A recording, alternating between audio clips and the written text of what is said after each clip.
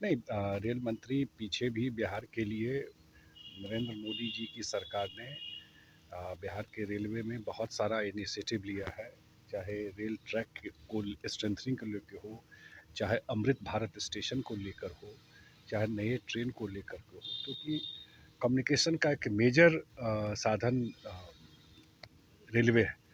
और आज रेल मंत्री जी आ रहे हैं, बिल्कुल स्वागत योग्य है। और जो मढ़ौरा लोकोमोटिव या छपरा स्टेशन पर जो ट्रेन का शुरुआत कर रहा है, तो ये स्वागत योग्य है। मुझे लगता है कि अगले 5 साल में बहुत सारा रेलवे से जुड़ा हुआ प्रोजेक्ट, क्योंकि प्रोजेक्ट कागज में बन जाता था, लेकिन ज़मीन पे प्रोजेक्ट उस हिसाब से नहीं उतर पाता था। तो वो कम रेलवे में अब दिखाई पड़ रहा है कि जो प्रोजेक्ट लिया जाता है वो स्पीड अप होकर के ज़मीन पे भी उतर रहा है, और नया कनेक्टिविटी भी मिल रहा है, और रेलवे ट्रैक का भी स्ट्रेंथनिंग हो रहा है। उद्धव सेना के जो 6 बागी सांसद है वो स्पीकर ओम बिरला को पत्र लिखे और शिंदे को उसमें शामिल नहीं किया। देखिए, ये आप मुझे बताइए, अभी कल झारखंड का रिजल्ट हुआ, तो कहाँ है इंडिया गठबंधन? बता दीजिए मुझे, इंडिया गठबंधन कहाँ पे है झारखंड के रिजल्ट के बाद? और मुझे लगता है कि जो परिस्थिति है, जिस हिसाब से पार्टी चलती है लोगों की, तो उसमें लोग दीवाल की लिखावट देख रहे हैं।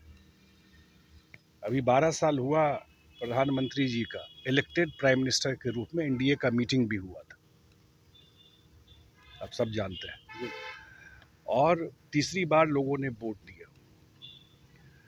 हर एक स्टेट का रिजल्ट भी आ रहा है, वो भी देख रहे हैं। मैं ये नहीं कहता हूँ विपक्ष की राजनीति नहीं होनी चाहिए, लेकिन मुद्दों की राजनीति नहीं होती। उद्धव ठाकरे जी की बात कर रहे हैं, तो हाल तो देख ही रहे हैं उसका।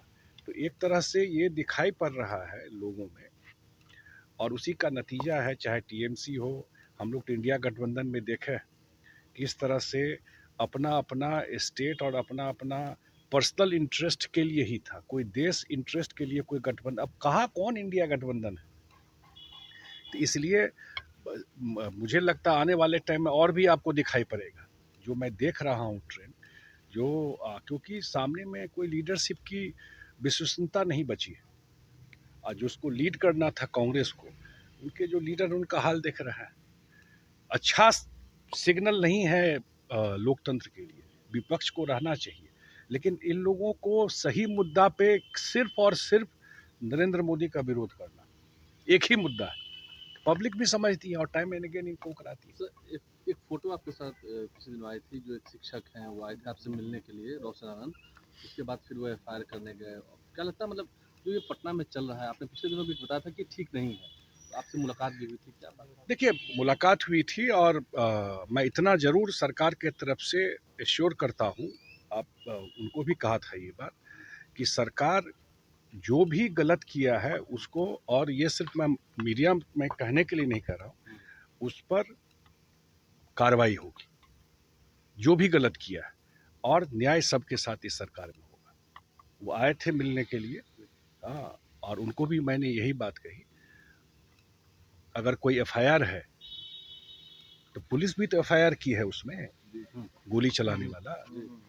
पुलिस नहीं की एफआईआर क्या, जो गोली चलाया? ये वीडियो फुटेज कहाँ से निकाला? पुलिस नहीं निकाला ना, सरकार, पुलिस ने निकाला, तो पुलिस को उसके लिए तो धन्यवाद दीजिए। और अगर कोई बात है तो है एफआईआर, आप तो वहाँ भी बात रख सकते हैं ना उनके पास जा करके। तो हमको नहीं लगता है कि सरकार में कोई बात रखना चाहेंगे पुलिस के पास, तो पुलिस कोई वन साइडेड बात सुनती है। इस सरकार में ये चीज़ नहीं होता है, चाहे नीतीश जी के समय रहा हो, चाहे सम्राट चौधरी जी के समय। अगर कोई बात है तो निश्चित रूप से उनकी बात सुनी जाएगी, और जो फेयर होगा वही होगा। मान लें कोई बड़ा से बड़ा नाम वाला भी हो और गलत किया हो तो कार्रवाई? आज तक का इतिहास है 20 साल का एनडीए सरकार का, 20 साल का इतिहास है एनडीए सरकार का, कि 20 साल के इतिहास में आप मुझे बताइए कि एनडीए सरकार, जब नीतीश जी 20 साल रहे तब, और अभी 4 महीना से सम्राट चौधरी जी है, कोई एक केस बता दीजिए जो कोई बड़ा आदमी हो जिसको सरकार ने प्रोटेक्ट किया हो। आप लोग भी इतने समय से हैं, देख रहे हैं, कानून के नज़र में सब बराबर है। और यही मंत्र नीतीश कुमार जी का मुझे आज भी प्रेस कॉन्फ्रेंस याद है, 24 नवंबर 2005 सरकार बनाने के बाद जो पहला बात उन्होंने कहा था कि कानून का राज स्थापित करना सरकार की प्रायोरिटी है। और सिर्फ कहा नहीं, उन्होंने प्रैक्टिस में करके दिखाया इस चीज़ को। ये है इसमें, इसलिए कोई भी हो, सरकार किसी को गलत करेगा उसको सरकार, एनडीए सरकार प्रोटेक्ट नहीं करेगी।